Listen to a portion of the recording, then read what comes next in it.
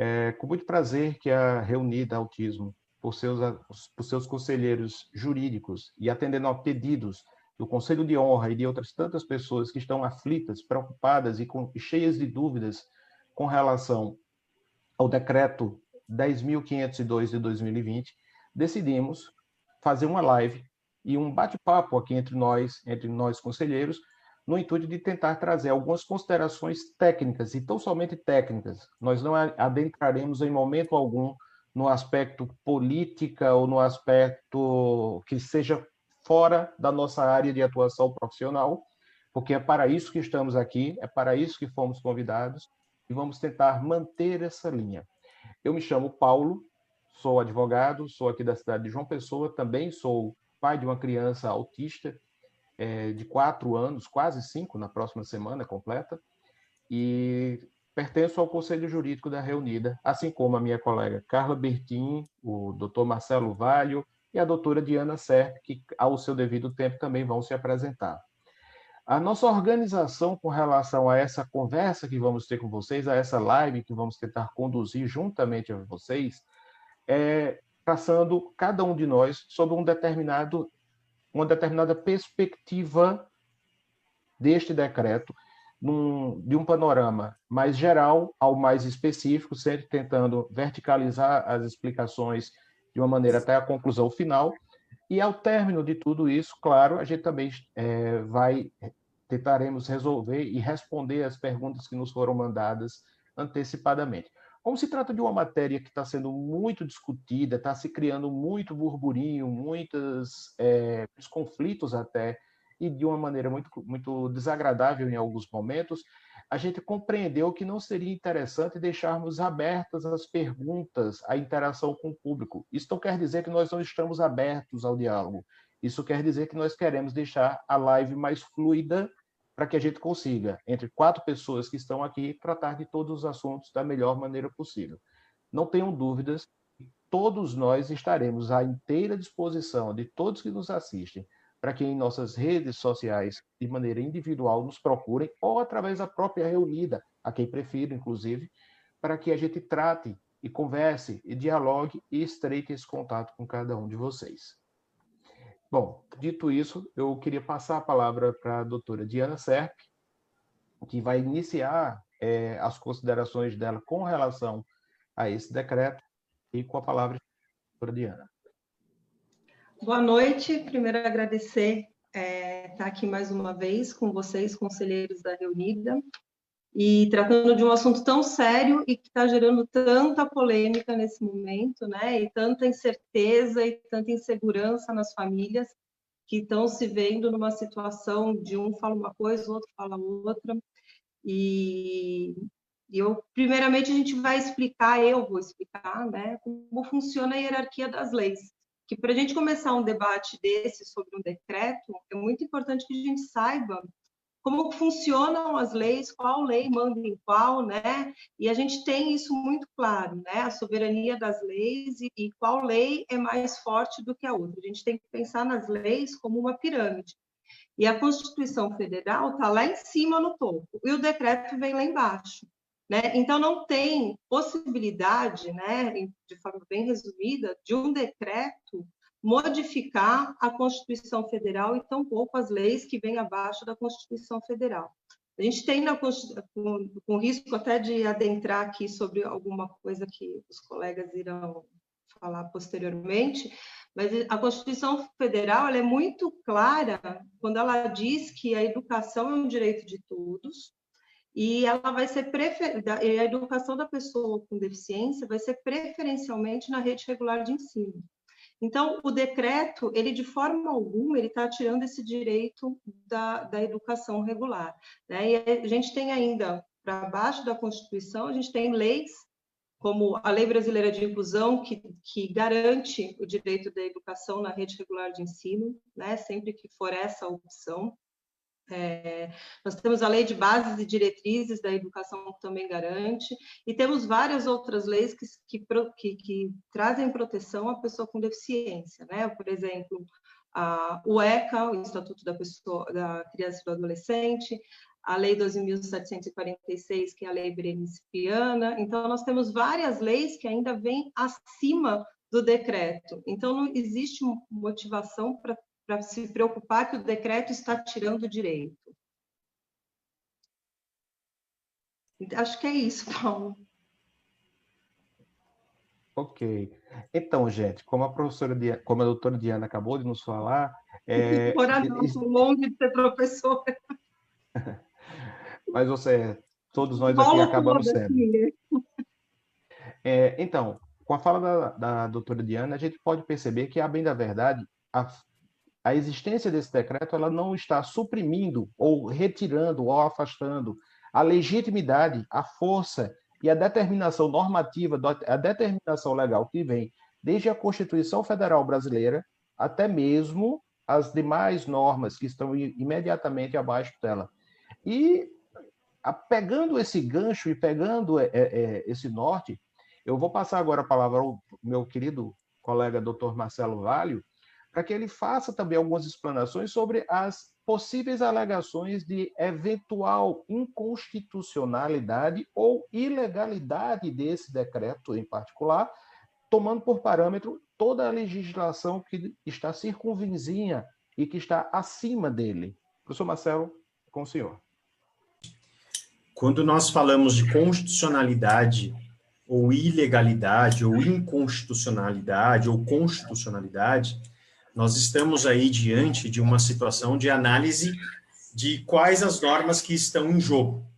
E eu falei que esse decreto 10.502 de 2020 não é uma lei, ou seja, é uma norma abaixo das leis. Isso significa que esse decreto, ele não revogou a Lei Brasileira de Inclusão, ele não revogou a Lei Berenice-Piana, não revogou o ECA e muito menos a nossa Constituição Federal. Ou seja, todas essas legislações, elas estão vigentes, os direitos que lá se encontram estão garantidos. Eu gostaria de apontar alguns aspectos. Tem um artigo 3º aqui, ele fala sobre princípios, e nesse artigo 3º fala de ambiente escolar acolhedor e inclusivo. Então, aqui ele menciona a questão da inclusão. Né? No 6A, a participação de equipe multidisciplinar no processo de decisão de quem? Da família ou do educando quanto à alternativa educacional mais adequada. No artigo 4º, no inciso 2, promover o ensino de excelência aos educandos de educação especial em todas as etapas e níveis, sistema educacional equitativo. Isso eu estou passando a vocês para mostrar o que esse decreto ele reza, tá? Alguns princípios, alguns objetivos, algumas diretrizes, e, no tocante às diretrizes, oferecer atendimento educacional especializado de qualidade em escolas e classes regulares inclusivas, tá? Ademais, esse decreto, lá ao final, para que vocês fiquem um pouco mais tranquilos, ainda ele não está, vamos dizer assim, totalmente completo. Ainda falta uma manifestação do Ministério da Educação. Compete ao Ministério da Educação a coordenação estratégica dos programas e das ações decorrentes da Política Nacional de Educação Especial, ativa, inclusiva, com aprendizado ao longo da vida. Ou seja, ainda haverá manifestação a respeito quanto a essas normas e como serão implementadas. Compete ao Conselho Nacional de Educação elaborar as chamadas diretrizes nacionais da educação especial, ou seja, ainda nós temos um pouco mais, né, de atos a serem expedidos pelo poder aí nesse caso, tá? Diante do que eu apresentei aqui a vocês, muitos estão se perguntando se esse decreto é inconstitucional, se ele é constitucional, se ele é ilegal ou se ele é legal, tá? Eu vou aqui mostrar a vocês que, levando em consideração a Convenção Internacional dos Direitos da Pessoa com Deficiência, lá se encontram alguns princípios previstos e falarei a eles e mostrarei que esse decreto ele tem partes que seguem exatamente esses princípios. Um dos princípios aqui, respeito à dignidade, autonomia individual, inclusive a liberdade, que é importante, liberdade de fazer as próprias escolhas e a independência das pessoas, não discriminação, plena e efetiva participação e inclusão na sociedade, respeito da diferença, igualdade, acessibilidade, igualdade entre homens e mulheres e assim por diante. Se vocês observarem o que eu falei, né, a respeito do decreto, muitos, né, desses artigos e incisos que eu falei do decreto estão em conformidade com os princípios da Convenção, né, da Convenção Internacional dos Direitos das Pessoas com Deficiência, que é norma constitucional, tem força constitucional. Mas, diante do grande problema que nós estamos tendo, das grandes discussões, das próprias manifestações que estão ocorrendo através dos ministérios públicos estaduais em toda a nossa nação, eu parto da premissa do seguinte sentido: se houver, né, efetivamente algum tipo de discussão, que se faça, né, o quanto antes, que se busque isso através das ações específicas, porque nesse momento o decreto está vigente, mas ele não fere nenhuma lei, ou seja, todos os direitos que estão previstos em lei estão garantidos. Se, eventualmente, eles querem comprovar que esse decreto ele é inconstitucional, indispensável, no artigo 103 da Constituição Federal, lá se fala quem são as pessoas que podem propor uma ação chamada ADIM. ADIM é a ação direta de inconstitucionalidade, que é aqui que ela visa declarar a inconstitucionalidade ou não desse ato normativo, que é esse decreto que foi aqui, o decreto que foi expedido pelo presidente da República, o decreto 10.502 de 2020. E quem é que pode propor uma ADIM ou uma ação declaratória constitucional? Não entrarei muito nesses aspectos jurídicos, porque eles são um pouquinho complexos, só para que vocês tenham um pouco de noção que quem pode propor uma ação dessa e fazer com que esse decreto seja considerado inconstitucional é o presidente da República, mesa do Senado Federal, mesa da Câmara dos Deputados, mesa da Assembleia Legislativa ou Câmara Legislativa do Distrito Federal, o governador, né, de estado ou do Distrito Federal. Então, um governador pode entrar com uma ADIM perante o STF para discutir esse decreto, Procurador-Geral da República, que é o chefe do Ministério Público, Conselho Federal da OAB, né, importante aqui, né, ele tem condição de propor essa medida, né, essa ação direta de constitucionalidade, partido político com representatividade, né, no Congresso Nacional, né, e confederação sindical ou entidade de classe de âmbito nacional. Então, são essas pessoas que podem propor uma ação direta de inconstitucionalidade ou constitucionalidade, visando que esse decreto ele seja ou não declarado inconstitucional. Tá? Eu analisei isso no final de semana passado, tá? para com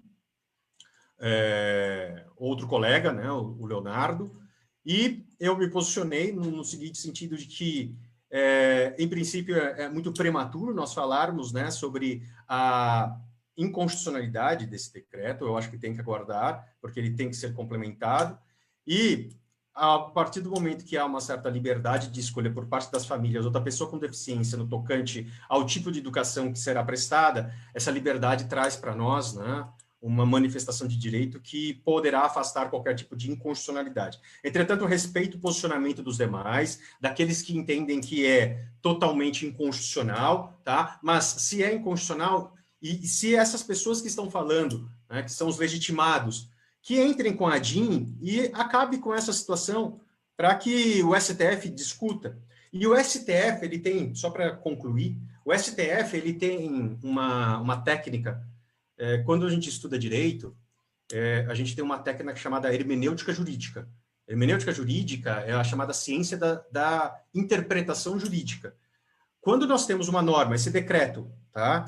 E esse decreto, ele tem, vamos dizer assim, diferentes possibilidades de interpretação, o STF, ele pode aí nesse caso, ser provocado, tá? Para mostrar quais são os sentidos que esse decreto pode ser considerado inconstitucional. Então, é importante, então, aí que esses legitimados proponham a ação e levem em consideração essa técnica, que chama-se interpretação conforme a Constituição. Tá? É uma técnica que já foi empregada já há um bom tempo atrás, e aí o STF ele vai dizer, olha, essa parte aqui ela é constitucional na seguinte interpretação. Essa outra parte aqui, ela é inconstitucional, levando à interpretação Y. Tá? E aí nós não teremos mais insegurança jurídica, insegurança no tocante se é constitucional ou não esse decreto. Perfeito? Então, nós estamos, só para fechar, resumindo, as legislações que nos garantem os direitos à inclusão estão vigentes. Se houver qualquer negativa de matrícula, se houver qualquer discriminação, aplica-se a lei brasileira de inclusão, aplica-se o artigo 88 da Lei Brasileira de Inclusão, tá? Que poderá, aí, nesse caso, gerar prisão do infrator e assim por diante. Ok? Não vou me alongar mais e passo a palavra, salvo engano, é para a doutora Carla, né? E muito obrigado pela oportunidade. Boa noite a todos. Bom, boa noite a todo mundo que está com a gente. E é muito bom a gente estar podendo dividir as informações, os estudos e as conclusões que nós chegamos com vocês. O professor Marcelo já fez uma super introdução com relação ao que pode acontecer de fato no dia a dia. Muita gente está preocupada, dizendo, olha, agora que vão negar mesmo a matrícula do meu filho, agora que vão falar que meu filho precisa ir para a escola, não, mãezinha, seu filho não vai ser bem atendido aqui, ele precisa ir para a educação especial. Então, a gente separou um ponto especificamente para falar a respeito disso. Bom, primeiro de tudo, é super importante a gente entender que é crime negar matrícula. Nenhuma lei vai garantir que as escolas falem, não, todos são bem-vindos aqui, nós vamos fazer a inclusão de todos os alunos, fiquem à vontade, vocês são bem-vindos na nossa escola. A gente sabe que a realidade não é essa. A realidade não é essa, com lei ou sem lei. Agora, o decreto, em hipótese alguma, pode ser usado como muleta para negar matrícula para ninguém, em especial para pessoas com deficiência. Isso não existe, não tem a menor possibilidade. E será que algumas escolas não vão usar esse decreto como desculpa? Eu acredito que sim. Que pode ser, sim, que algumas escolas falem, olha, ele não vai ser bem adaptado aqui, de acordo com o decreto, ele tem direito à educação especial. Eu acredito que vai acontecer isso. Agora, isso significa que o decreto deu esse direito? Não, né? A gente já entendeu por todas as falas da doutora Diana, do doutor Marcelo, que não existe a menor possibilidade do decreto que está aqui embaixo tirar um direito que está garantido aqui em cima, naquela pirâmide de hierarquia das leis. Essa possibilidade não existe. Mas, se a gente pode fazer um paralelo entre alguns problemas que a gente enfrenta no nosso dia a dia, por exemplo, convênios negam atendimento usando a muleta do rol da ANS. Como que a gente pode resolver isso? Solicitando em juízo, e a gente sabe que em juízo pode ser resolvido. Agora, existe sim a possibilidade de que usem o decreto para negar. Então a gente precisa aceitar isso? Não, de jeito nenhum. Porque nós, pais, já sabemos, nós já fomos instruídos que o direito à matrícula em educação de ensino regular é um direito de qualquer pessoa. Quem decide isso? Quem decide isso é a família ou a pessoa com deficiência, caso ela possa decidir isso. Então, isso é muito, muito importante a gente entender, que essa decisão não cabe à escola, essa decisão cabe à família, independente do que for ser, o que o CNE colocar depois, o que o Ministério da Educação colocar de regras, de detalhes, com relação à adequação ou não, à escola regular ou à especial, ninguém vai poder tirar o direito da família ou da pessoa com deficiência escolher onde ela quer estudar. Mãezinha, seu filho não vai ser muito bem adaptado aqui, a gente recomenda educação especial. Ok, se você quiser, você pode, mas se você não quiser, é aqui que ele vai estudar, e a escola precisa, sim, adaptar conteúdo, avaliações, ambiente e tudo mais de acordo com a necessidade de cada aluno. A grande diferença, se a gente pode fazer esse paralelo, né, entre o rol da ANS, os convênios negarem atendimento, e o decreto, e de repente as escolas negarem a matrícula, é que a lei é muito clara em dizer que negar matrícula é crime. E a gente pode colocar isso em 2 artigos diferentes da Lei Brasileira de Inclusão. A gente pode colocar no artigo 88, que fala a respeito da discriminação, e eu queria ler para vocês entenderem perfeitamente isso. Está aqui, artigo 88, praticar, induzir ou incitar discriminação de uma pessoa em razão à sua deficiência é crime, e aí tem ali todas as formas de apuração desse crime e da pena. Então, eu negar a matrícula é crime? Sim, é crime. Eu negar a adaptação curricular é crime? Claro que é. Eu estou agindo de forma diferente com aquela pessoa em razão da deficiência. É crime eu negar a adaptação de conteúdo, a adaptação de material? Sim, é crime. E o que eu faço se isso acontece? Vai na delegacia. Vai na delegacia mais próxima.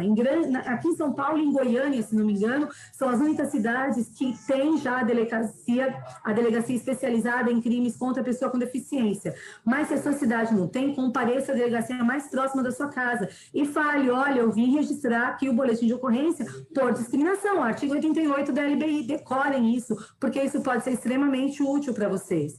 E como se não bastasse essa, no artigo 98 da mesma LBI, ela altera a Lei 7.853, que é uma lei de 89, desde 89 já é crime negar matrícula, não é uma coisa de agora, entendem? Desde 89 já era crime negar matrícula para alguém por razão da sua deficiência, continua sendo crime, e tem todos os detalhes. Então, no artigo 89, altera essa lei 7.853 de 89, que também diz que é crime. Então, mãezinhas, assim como eu, se por acaso a matrícula do seu filho for negada ou for atrasada, às vezes eles não negam, né? Eles não falam, não, você não pode, mas eles falam uma coisa, eles falam outra, ele tem que passar por avaliação, eu preciso deixar ele na fila de espera, a gente precisa disso, daquilo. Olha, a lei diz aqui que você recusar, cobrar valor adicional, suspender, procrastinar é empurrar para frente, tá? Procrastinar, cancelar ou fazer cessar a inscrição de um aluno em razão da sua deficiência é crime. A matrícula do aluno em todo nível de educação, desde o ensino infantil até faculdades, até pós-graduações, este direito é garantido a todos. E agora que nós sabemos que negar, atrasar, impedir ou causar qualquer empecilho, nós sabemos que é crime, a gente não precisa se calar. A gente pode procurar uma delegacia e eu posso garantir para vocês que quanto mais nós denunciarmos esse tipo de atitude, vai diminuindo essas práticas erradas das escolas. O problema é que durante muito tempo a gente recebeu essa informação e nós, mães e pais, nos calamos. A gente voltava para casa sofrendo e caladinho porque negaram a matrícula dos nossos filhos. O que acontece com isso? A gente incentiva em que as escolas, as instituições de ensino continuem negando. Quando todo mundo começar a denunciar as escolas que estão negando matrícula, quem está atrapalhando, quem está fazendo as coisas que estão contra a lei, o poder público vai poder tomar providências de uma forma mais incisiva e essas coisas vão diminuindo. E eu acho que eu toquei nesse assunto das matrículas também. Agora é com o doutor Paulo. Ok, Carla e Marcelo, obrigado. E só para que não restem dúvidas, e se é que seja possível, para mim todos foram muito claros, não existe a menor possibilidade de que um decreto se mantenha válido e vívido dentro do nosso ordenamento jurídico se ele for destoante da Constituição Federal Brasileira, como o Marcelo muito bem frisou, e de igual forma se ele for de encontro a normas, a exemplo da Lei Brasileira de Inclusão, a Lei de Diretrizes e Bases da Educação, e se você analisar num viés puramente técnico, desprovido de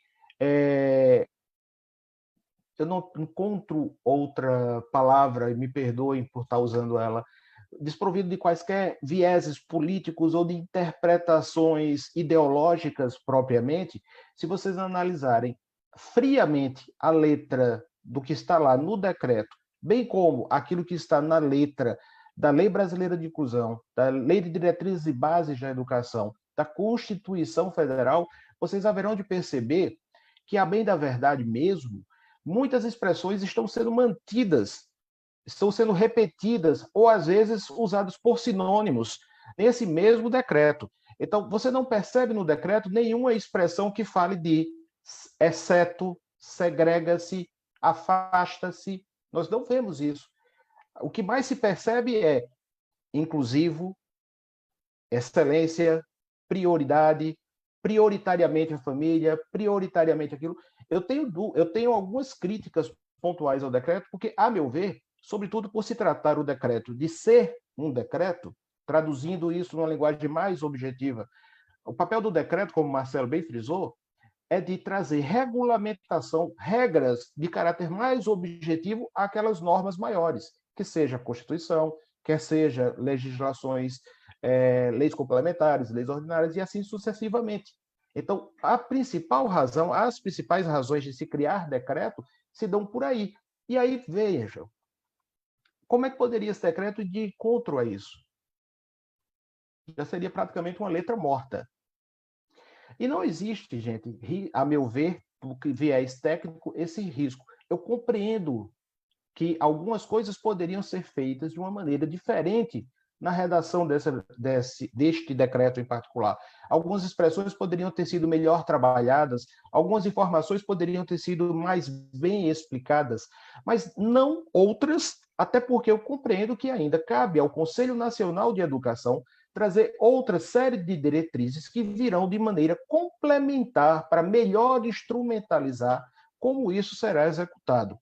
Eu vou trazer um exemplo. Fala-se e está se falando bastante com relação à expressão escola regular inclusiva. Eu já ouvi até pessoas dizendo que a expressão escola regular inclusiva é uma nova escola, que não é a mesma coisa da escola regular. E, na realidade, toda e qualquer escola regular, até mesmo em respeito à legislação que temos, à ordem constitucional que vivemos e a outras tantas legislações que vivenciamos, toda e qualquer escola regular, ela necessariamente deverá ser inclusiva. Então, ao observarmos que se fala isso e que se fala escola regular e inclusiva, a leitura, a interpretação que eu estou fazendo, e eu espero que o Conselho Nacional de Educação ratifique esse pensamento que tenho, é que essa essa escola em particular é a mesma escola regular que talvez seja a mesma escola que meus filhos estudam. Eu tenho um filho autista e tenho uma filha típica. Tenho pessoas com deficiência em minha família, e aí, enfim, isso faz parte da completude da humanidade que a gente vive. Gente, caiu o vídeo. Oi, a gente está aqui. Está normal aqui. Não, o vídeo caiu no Instagram. Caiu? Olha, hoje está complicada essa transmissão, hein? Eu acho que caiu. Caramba, meu amigo. Aqui está aparecendo. Bom, eu estou na dúvida, eu vou falar. Aqui apareceu a mensagem que caiu, mas eu vou continuar. Então, gente, só para ir mais e dando esse fechamento dessa primeira fala, eu queria trazer para vocês uma outra perspectiva também desse decreto. Vejam, assim como existe uma hierarquia de normas, a execução e a prática efetiva das políticas públicas educacionais, de saúde e assim por diante, elas precisam ser trabalhadas conjuntamente pela União, ou seja, pelo governo federal brasileiro, para tentar ser mais claro, pelos entes federados, traduzindo, Estado, município e assim por diante, em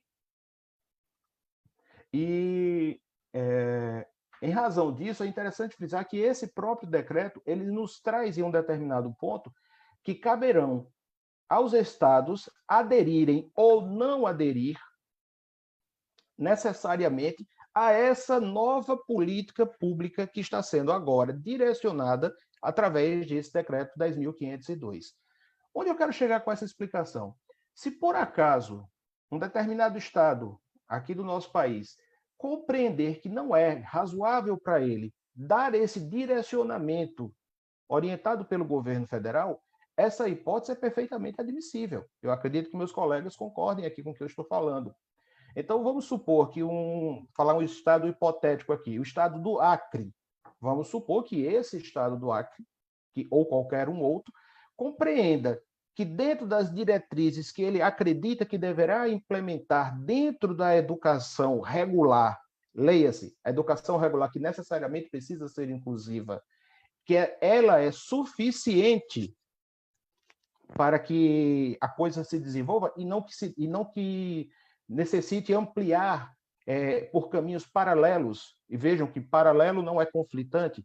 Caminhos paralelos como a criação de escolas especializadas, em particular, se eles entenderem que é suficiente da maneira tradicional, eles não vão aderir e vão por suas próprias pernas, muitas vezes até, talvez, com participação de outras fontes de custeio, até mesmo com colaboração da iniciativa privada dentro das suas limitações normativas, e eles poderão muito bem fazer isso.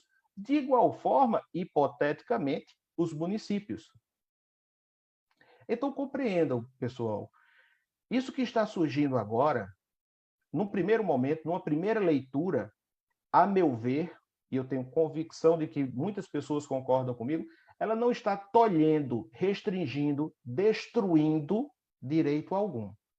Se em termos de política pública, se ela vai por um caminho diferente daquilo que vinha sendo cumprido, desde que isso não vá de encontro à Constituição Federal, à Lei Brasileira de Inclusão, à Lei de Diretrizes e Bases da Educação, a gente pode ficar tranquilo que, tecnicamente, esse decreto, tende a ter uma continuidade, tende a ter um caminho a se direcionar com, como posso dizer, com a pavimentação jurídica, me perdoem a expressão, mas com uma certa fluidez na sua execução. Se essas políticas públicas vão ser ou não implementadas, só o tempo vai dizer. Antes de tudo, inclusive antes de trazer maiores críticas técnicas propriamente, eu estou ansioso para ver como vai se manifestar o Conselho Nacional de Educação. Tenho certeza que Carla, Marcelo, Diana e tantos outros, inclusive que nos assistem aqui, estão com essa mesma ansiedade. Eu adoraria, definitivamente, já ver o quanto antes o que é que eles vão falar. Porque a depender do que for, ou eles vão complementar algumas lacunas que nós estamos hoje nos questionando, ou então a coisa não vai ficar resolvida. E aí sim, a gente vai precisar trabalhar, inclusive ir à luta, arregaçar as mangas para tentar fazer com que isso seja retificado e que não hajam perdas, não existam perdas com relação à inclusão e com relação ao desenvolvimento intelectual, cognitivo de toda e qualquer pessoa. Deixa eu só complementar com uma coisinha. Acho que é importante a gente lembrar, se não me engano foi o próprio professor Marcelo que tocou nesse assunto, mas só lembrando, no artigo 12 desse decreto está dizendo que compete ao Ministério da Educação a coordenação estratégica de programas e de ações e tudo mais. No 13 fala que essa adesão é voluntária, que foi o que o doutor Paulo falou agora. Então, vamos imaginar o seguinte: os estados e municípios não são obrigados a aderir, ainda que eles façam a adesão a esse decreto. Se alguém entender em algum momento que este decreto tira algum direito já garantido em lei superior, assim como a doutora Diana falou, assim como o doutor Marcelo falou, é a mesma coisa de que nada tivesse escrito. Entendem? Então, isso é muito importante a gente entender, porque nada e ninguém vai tirar o direito à escola regular, à inclusão e à educação de forma adequada. Isso é extremamente importante. E vamos imaginar o seguinte, né? O doutor Paulo estava falando agora a respeito do Ministério da Educação, CNE, que vai trazer uma série de regras. Vamos pensar na pior das hipóteses. Se alguma dessas regras que for trazida por eles, né, umas diretrizes, enfim, estiver em desacordo com a legislação, a gente volta para aquilo que o professor Marcelo falou. Existem meios legais de se derrubar aquilo que é contra uma lei superior, entende? Então, é muito importante a gente entender que tudo que nós falamos aqui é uma análise jurídica e fria da lei. A gente não pode dar interpretação do que a gente acha para a lei, porque ela é muito clara, e se existir alguma lacuna, o professor Marcelo já falou as formas legais de se resolver isso. Agora, se em algum momento alguém falar alguma coisa contra tal lei superior, existem meios legais para se derrubar isso. E não é batendo boca ou espalhando terror para as pessoas que a gente vai conseguir derrubar alguma determinação legal que passe por cima de outro direito já garantido anteriormente.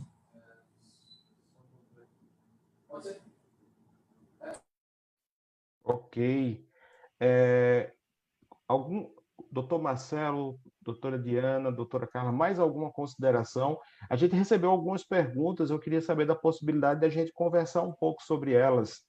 Eu poderia lançar as perguntas aqui, não necessariamente lendo, mas dizendo aquilo que nos foi apresentado com vocês, e a gente pode fazer mediante um breve bate-papo com relação a isso. Eu acredito que seja talvez o melhor dos formatos. Fica até mais fluido. Uma das perguntas que veio foi do estado de Sergipe, que é um estado que eu tenho um imenso carinho, aqui também no meu Nordeste. Fala mais ou menos assim, que a pessoa que nos perguntou, ela disse que compreende que existe um equívoco lexical, um equívoco na construção do termo, na palavra propriamente, no significado da expressão escola inclusiva. Inclusive, ela colocou assim entre aspas. Pois a partir da minha vivência em Sergipe, inexiste tal tipo de escola inclusiva nesse estado. Só uma parte, eu acredito que escola inclusiva é um calo, ou a inclusão na sua efetividade, isso é um calo que não é uma característica apenas do estado de Sergipe. Eu posso te assegurar que aqui no meu estado da Paraíba, em Pernambuco, com algumas poucas exceções, que aqui na Paraíba algumas mais, outras menos, em São Paulo, que o maior centro econômico do país, necessariamente eu tenho convicção de que tem escolas que são melhor inclusivas, outras não tanto inclusivas, outras nem um pouco inclusivas. E isso é uma realidade que é uma característica do país. Eu até paro, às vezes, para refletir, eu queria também ouvir a colocação dos amigos, que talvez essa mudança de paradigma ou essa ampliação de paradigma que a gente está tendo agora, essa possibilidade de se observar aquilo que já se tem e, paralelamente, um caminho alternativo, talvez seja uma nova estratégia que a gestão pública federal está na intenção, talvez, de entender se seria, talvez, capaz de alcançar ou não uma inclusão mais efetiva. Eu não sei. Eu adoraria que o Conselho Nacional de Educação nos posicionasse para ter a certeza que a intenção verdadeiramente e substancialmente isso. Mas, e só uma parte. A minha leitura, eu até já falei disso mais cedo, há pouco tempo atrás, eu compreendo que a expressão que se está no decreto, que é escola regular inclusiva, ou, se assim quiserem chamar, escola inclusiva, nada mais é do que as escolas regulares, onde toda e qualquer escola regular, necessariamente, até por conta de todas as normas que existem, que antecedem e muito esse decreto, asseguram essa necessidade. Eu estaria certo ou estou em um devaneio paraibano aqui, amigos? Eu concordo plenamente, Paulo. E eu acho que esse decreto, independentemente das discussões de constitucionalidade ou inconstitucionalidade, ele acabou levantando a poeira, né, da discussão no tocante à inclusão. E isso faz com que também as pessoas elas busquem novas informações. E isso começa a refletir perante as entidades educacionais. Muitas entidades educacionais não têm um conhecimento adequado no tocante ao que é a efetiva inclusão. Então, pode ser que esse decreto ele faça com que essas pessoas, esses gestores, eles tenham, né, a obrigação de buscar mais informações e quem sabe, essa inclusão ela comece a ser mais efetivada, porque aqui em São Paulo você está coberto de razão, tá?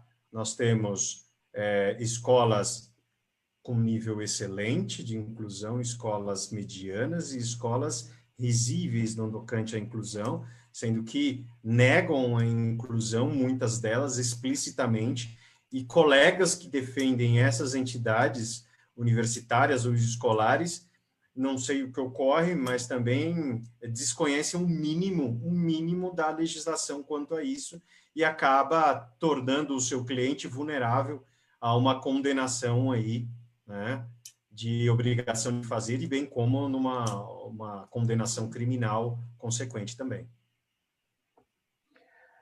Pois é, isso eu tenho plena convicção de que isso é fato. Oi, Carla, desculpa.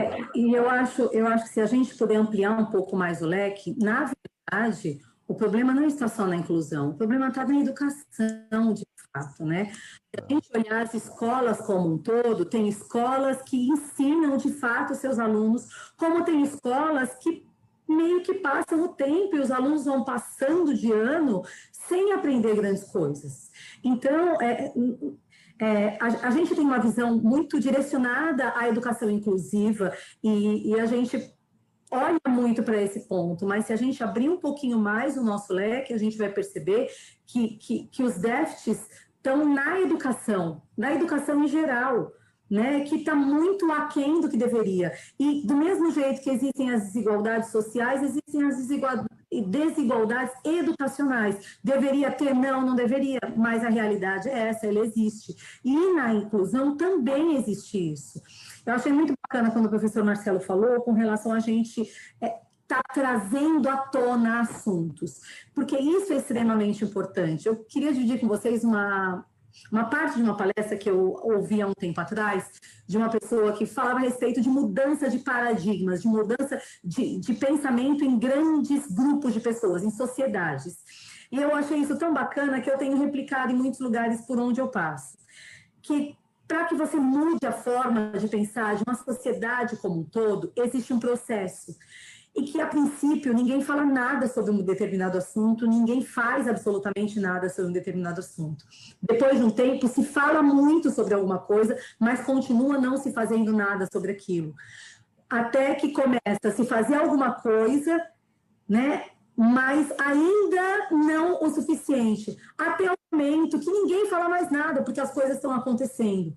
A gente está nesse processo, né? Acho que nunca se falou tanto sobre inclusão, tanto sobre educação, tanto sobre direitos da pessoa com deficiência, mas seria ingenuidade da nossa parte imaginar que por conta de leis as coisas vão mudar de um dia para o outro.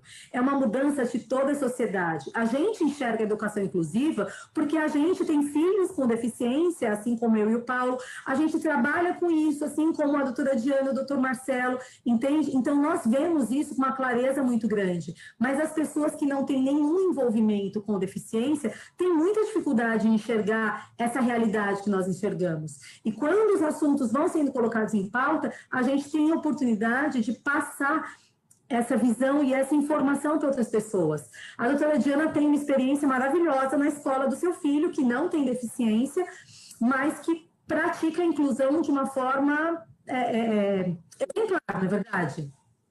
É verdade, no colégio dele, a inclusão é uma coisa que é existente em todos os sentidos, e existe a escola especializada dentro da escola, né? O exemplo que eu costumo sempre dar, que eu vivencio isso, então eu vejo na prática como a coisa funciona, por isso que para mim talvez seja um pouco mais fácil de visualizar essa educação especial, né?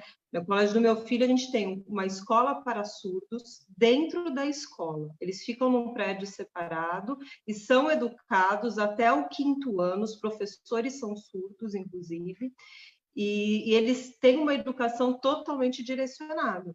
E aí, a partir do 6º ano, eles são inseridos nas classes regulares com intérprete de Libras em todas as classes.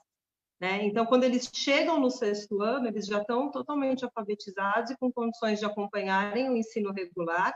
E as outras crianças também são preparadas para recebê-los, para receber eles da forma que tem que ser recebido, né? Sem tratar com diferença, sem fazer bullying, sem nada de preconceito, discriminação. Ninguém acha que a classe vai ser atrasada porque tem uma criança com alguma necessidade. E a gente tem também um trabalho muito bacana com autistas, com altas habilidades. É um colégio realmente diferente.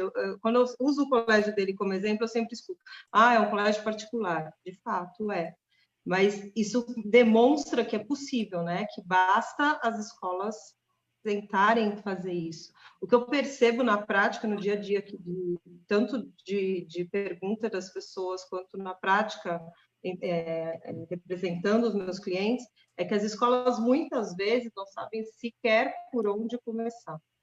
né? Então, eu acho que falta esse instrumento, como dar esse start para começar a fazer uma educação inclusiva de qualidade. Eu acho que esse é o maior ponto. Às vezes o professor até tem boa vontade, a escola tem uma ideia de como fazer, mas eles não sabem por onde começar. E aí a coisa não vai para frente mesmo.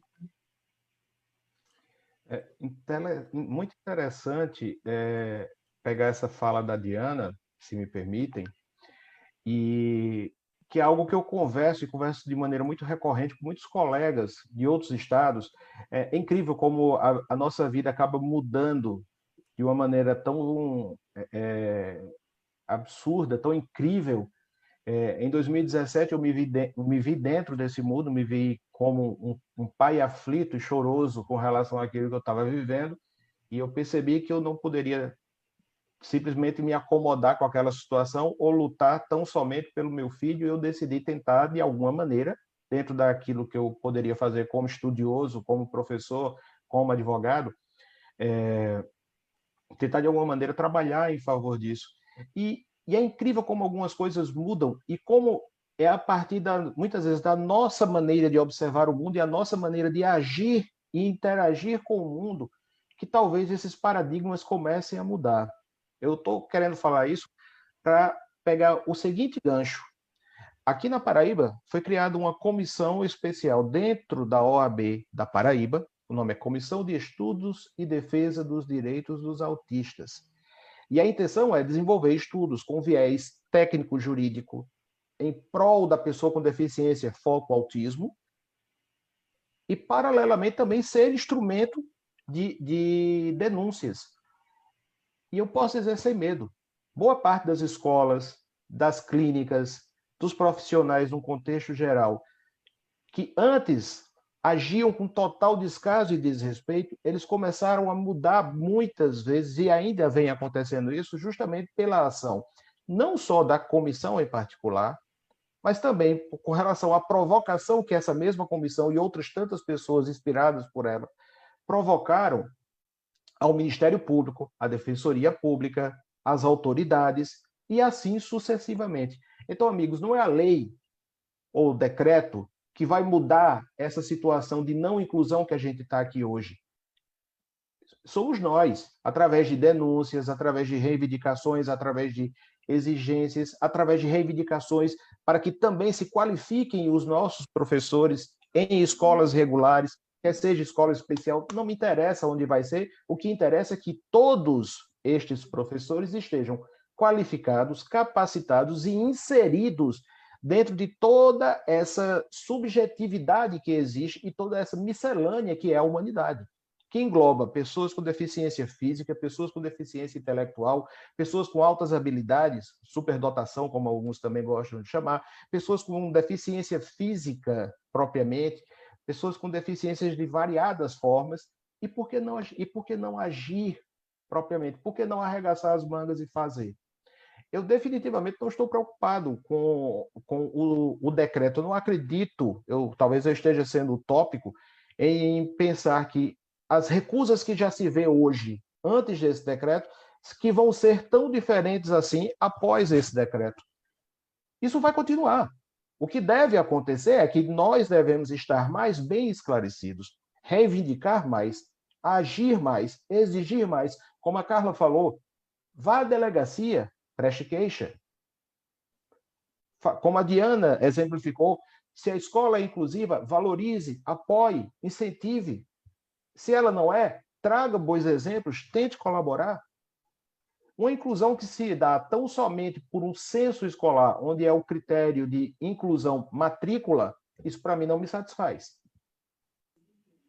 A inclusão que eu quero ver meu filho participar é quando ele, com todas as suas estereotipias, com todas as suas comorbidades, com todo o seu autismo, e eu tenho muito orgulho desse autismo dele, quando ele conseguir ser visto como uma pessoa, assim como minha filha, que é típica, é vista, assim como eu sou visto. Então, gente, nada muda se nós não mudarmos. Então, se apoiem nessa força que cada um de vocês tem e reivindiquem. Me empolguei, desculpem. Imagina. Perfeito. Eu Posso... queria pedir ao professor Marcelo... ok, fala depois. Se você não falar o que eu vou te pedir, eu peço, então. É rápido, é uma mudança um pouquinho de assunto, mas eu acho que é pertinente colocar aqui para todos.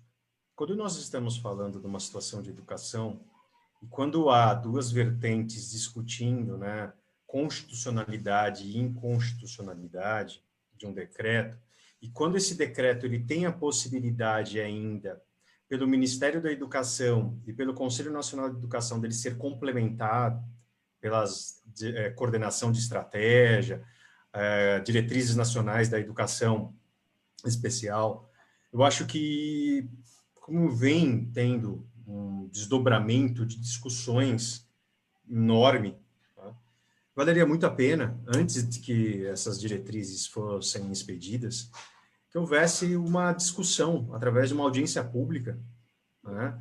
E que as duas frentes elas possam se manifestar para chegar num denominador comum e aí atender à vontade, né, das duas vertentes. E aí nós teremos, obviamente, um documento muito mais simpático, né, para ambos. Eu acho que é indispensável esse diálogo para que a gente possa se adequar, para que a gente consiga ter uma democracia e que pare, né, dessa discussão nesse meio.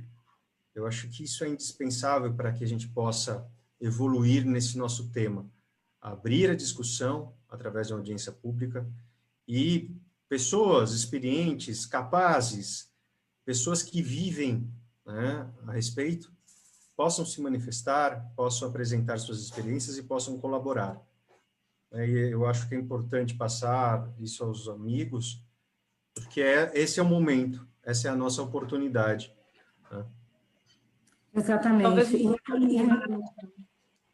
Desculpa, Diana, talvez o melhor caminho realmente, né, que todo mundo seja ouvido e que se chegue a um consenso, né, um bom senso até do que... Exato. E o Ministério da Educação tem recebido sugestões, né? Então, isso é importante, a gente, eu imagino que praticamente todas as entidades saibam disso, mas para aqueles que ainda não sabem, o Ministério da Educação está recebendo sugestões, então agora é o momento da gente estar se pronunciando. E só complementando o que o professor Marcelo falou, que é muito importante nós ouvirmos entidades, nós ouvirmos pais, mas nós ouvirmos pessoas com deficiência. É super importante que eles participem de todas essas decisões, porque ninguém melhor do que eles para saber exatamente o que já passaram e o que tem passado. Professor, eu queria te pedir para explicar para aquelas pessoas que ainda não entenderam exatamente o que é a inclusão. Eu gosto muito quando você fala com relação a tratar os iguais de forma igual e os desiguais na medida. Eu acho muito bonito a forma que você explica isso. Você podia explicar isso para a gente? Porque a gente fala que a gente quer que as pessoas com deficiência sejam tratadas todas iguais. Mas a gente não é igual. Explica para a gente como que funciona esse tratar igual, considerando que nós não somos iguais.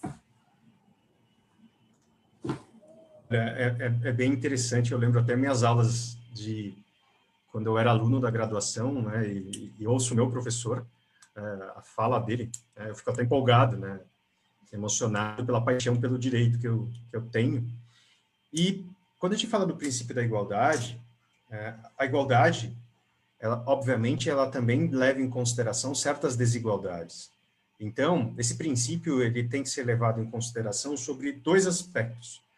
Tratar iguais igualmente, ou seja, eles estão no mesmo patamar, não havendo qualquer discrime, qualquer discriminação. Entretanto, tem certos desiguais que têm que ser tratados na medida das suas desigualdades. Então, esse tratamento para esse desigual leva em consideração uma medida desigual para que haja a devida igualdade para tanto.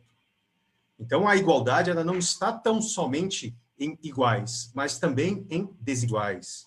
E aí, esses desiguais, eles podem ser tratados desigualmente, porque a igualdade aí também é explícita. O princípio também aí, nesse caso, ele é enunciado desta forma. É assim que a gente tem que pensar. Então, quando a gente tem, né, uma certa vaga, né, num concurso público, esse concurso público tem um certo cargo, esse certo cargo disponibiliza a necessidade de uma certa adaptabilidade, né, lá haverá, né, uma desigualdade, mas essa desigualdade é para que haja uma real igualdade dentro do princípio. Tá? Então, sempre fiquem com isso em mente. Tratar iguais igualmente e os desiguais na medida das suas desigualdades, para que haja a chamada igualdade plena, que é um princípio constitucional, que é um princípio também de direitos humanos. Eu gosto de falar que é um princípio supranacional. É um princípio que está acima de todas as nações. É um princípio que nasce com o próprio indivíduo. É um direito natural do próprio ser humano. Ele já nasce com o direito de ser tratado de forma igual, ou, se for desigual, na medida da sua desigualdade.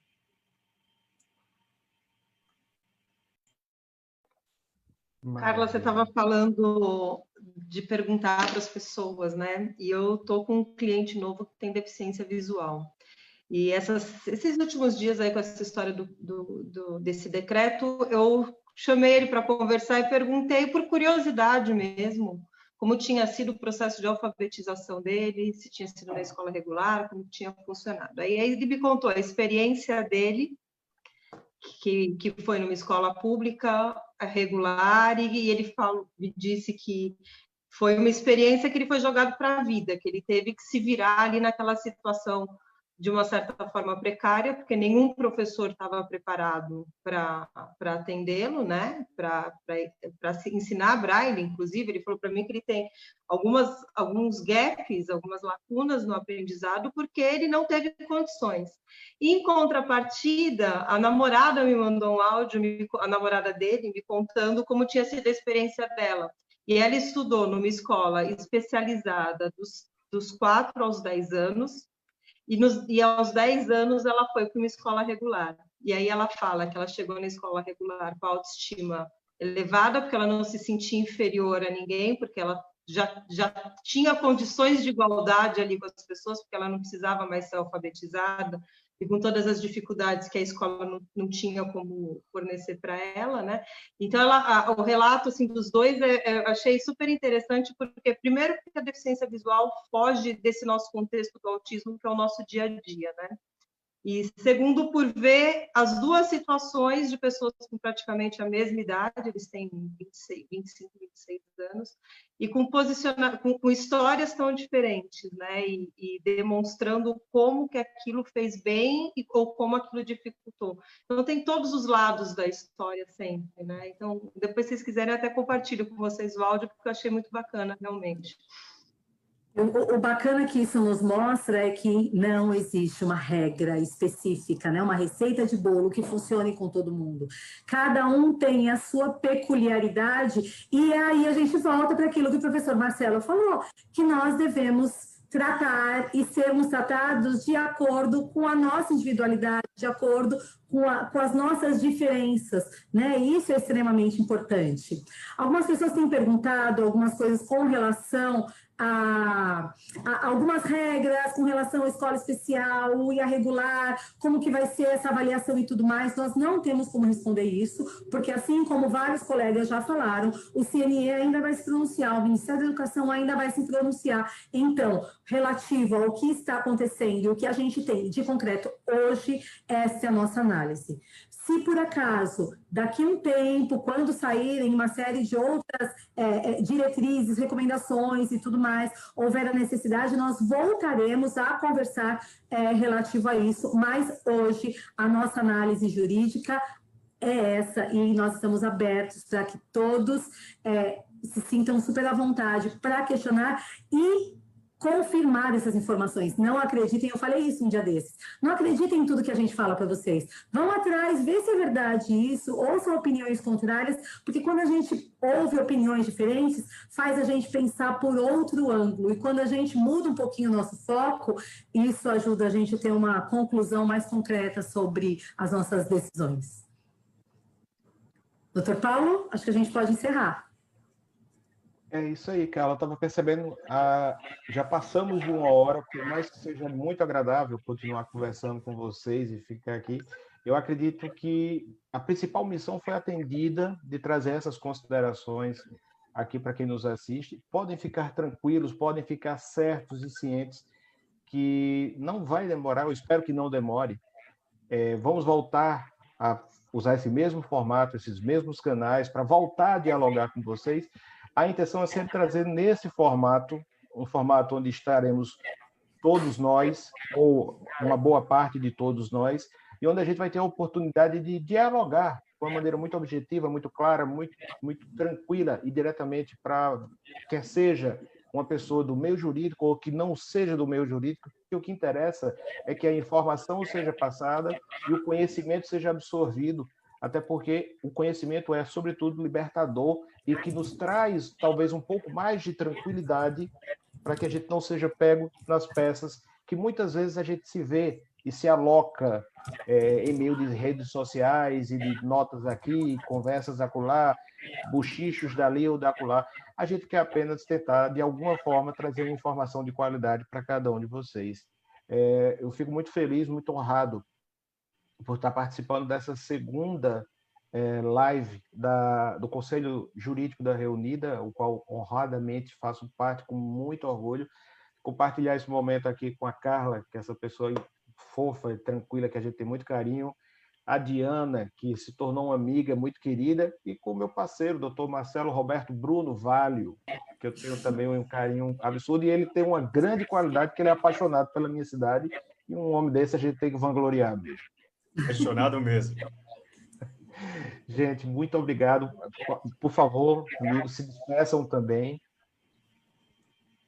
Obrigada, meninas, Paulo. Acho que travou de novo. Não, estamos te ouvindo. Boa noite. Vai lá, Diana. Ok, mais alguém? Doutor Marcelo? Olha, só gostaria de agradecer, honrado de participar do conselho, honrado de participar ao lado de vocês. Muito produtivo mesmo. Eu acho que serve de lição para nós e para que a gente tenha, né, a consciência de que devemos fazer outras lives para trazer a tranquilidade à sociedade. A gente não quer trazer tumulto, a gente quer trazer paz para todos que aqui se encontram. E eu acho que só através desse diálogo e ouvir também os outros que têm posicionamentos distintos é indispensável, é importante. Mas adorei, sempre gosto desses debates e é muito enriquecedor. Vocês são muito capazes, competentes, só tenho que agradecê-los. Carla? Já não parecia uma troca de confetes, assim, de todos, assim, eu digo por mim, eu aprendo a cada dia com esse conselho, e para mim é uma honra estar dividindo esse espaço com vocês e estar podendo levar para as pessoas informações de qualidade, informações imparciais, informações livres de qualquer direcionamento, isso é extremamente importante. E se você tem alguma sugestão de um assunto que você gostaria que a gente debatesse, entre em contato com a Reunida, mande o assunto, mande o texto, mande a lei, porque nós adoramos estudar e dividir, porque quando a gente estuda e divide, quem mais aprende somos nós, né? A gente gosta muito disso. Então, mandem os textos, mandem o assunto que vocês querem que a gente fale, porque a gente já está programando a próxima live para estar conversando com vocês e trazendo uma visão jurídica sobre aquele assunto específico. Que maravilha. A todos que nos assistem, esse é a nossa despedida, estaremos nos desligando agora, mas eu queria passar uma informação.